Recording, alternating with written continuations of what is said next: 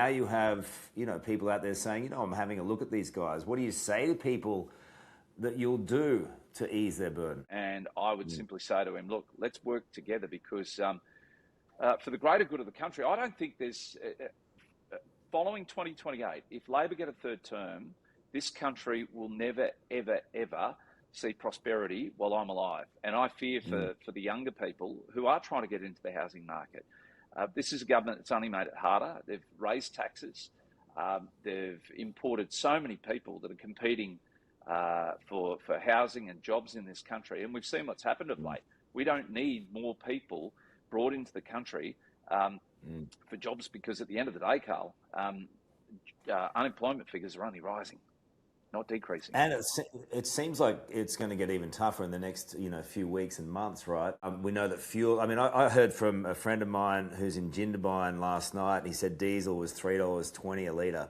So already it's shooting up. So diesel's on the way up again, and you know what that means. And then the Reserve Bank looking over everyone's shoulder because inflation they haven't got control of. International factors play a part for sure, but they haven't got it in control here. So what we're looking at over the next couple of months is bleak, absolutely bleak. But if you talk to business owners, particularly in the hospitality sector, they're saying right now that they're barely able to keep their doors open. And yet rents increase, insurances are increasing, costs are increasing, whether that be wages or food costs or electricity costs.